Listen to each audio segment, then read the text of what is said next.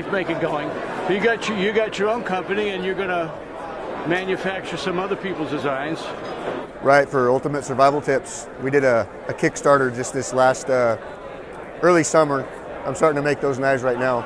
So, the MSK1 and a little neck knife. Yep. So the government give any problems with mechanisms, automatics, or anything like that, or?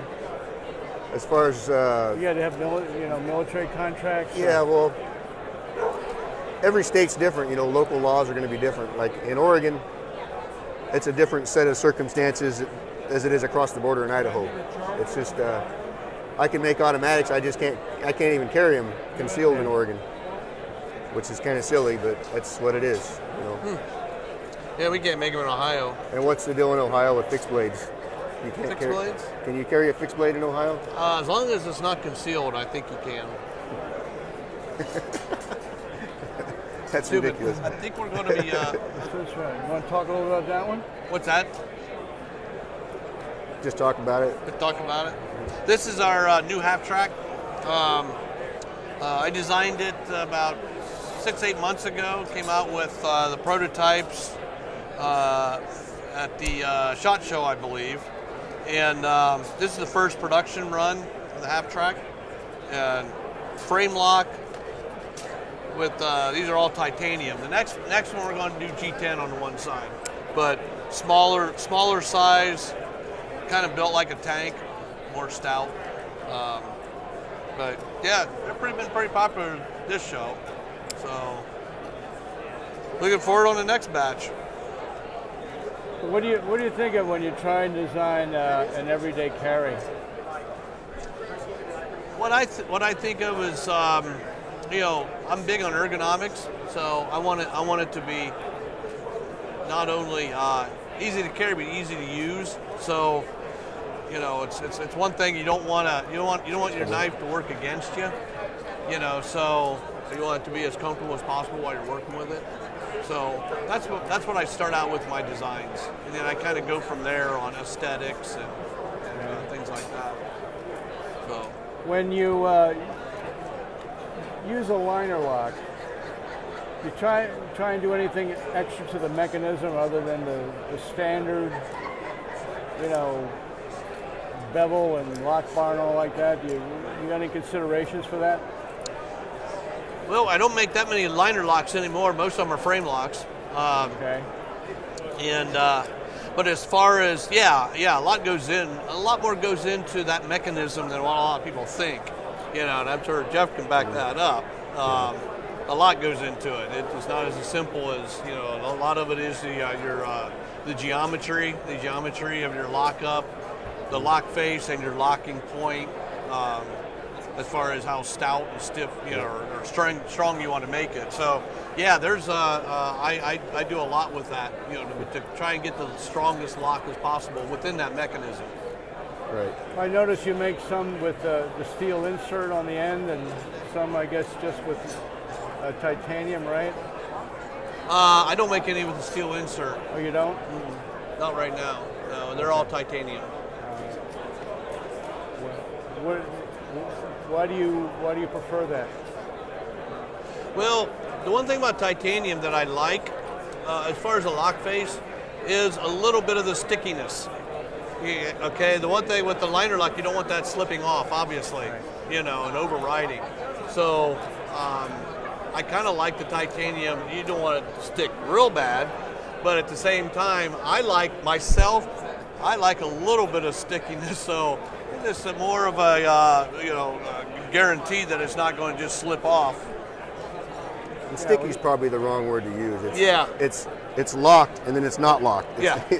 Some locks you'll see come over and you don't know if you try to close it if it's going to be locked or not. I think that's what you're getting at. Yeah. I do the same thing with my button locks. Yeah. There's a little bit of a pause. You overcome that friction and then it closes, and that's kind of the same. Yeah. Kind of the same thing. Yeah. Not really. So in a way, the stickiness of a titanium is one of its weaker points, but and again, if you use it right, it's one of its stronger points, right? Because people are worried about galling and locking up too hard. But if it was just too slippery, it'd be like dangerous, wouldn't it? At some point, yeah, it could squirt out like a watermelon seed. Yeah. My opinion. Yeah.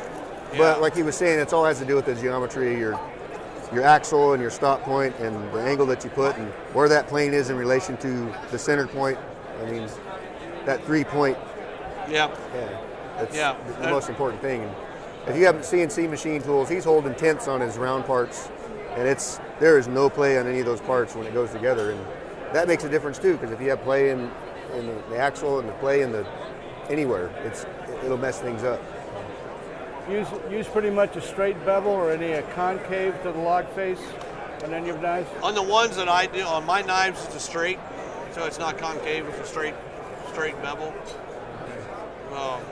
He does a precision grind on the back of his lock faces. Every single one of them, I think, goes on a surface grinder, within a tenth or two, and they're all matched perfectly to the handle set that it goes on. Yeah, a lot goes into making those. A lot goes into we hand fit each one, and we precision grind those lock faces on a surface grinder. How do you like to send them out? What percentage lockup? Just barely locking up, a little bit more into it? I like mine to be over a quarter of the way. I don't like real early lockups because why? I mean, why have it that early lockup? You have more of a chance of overriding that when you're working with a knife. That's my personal carry knives are a good quarter to almost half lockup. And but I know a lot of the buying public, they like that early lockup. And I don't know, I've carried one of my knives for years and have never had it wear all the way across. Right.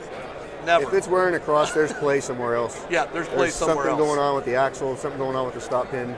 Yep. There's something else going on. Yep. That's what I try to tell people, over and over. You have a handle half and another handle half. If they're not perfectly parallel and right straight across, and that hole is not perpendicular, something's going to play wrong, something's going to wear wrong, and you'll get that. Mm-hmm. It's going to creep. Yep. It just does. It's just taking up the tolerance. Right. Yeah. So that's what they think it's wearing. It's not that. Tighten down the pivot, and all of a sudden it comes back over. Right. Yeah, that's all it is. It's not wear. So they go, I want a really early lockup, so it'll wear out. I've never had that. Yeah. It's amazing what they can take, the amount of wear that they can take before you have any kind of issue. But that all starts with all the parts being right in the first place. Exactly. Exactly. You can take some parts that are a little off and make a good knife, and it'll work.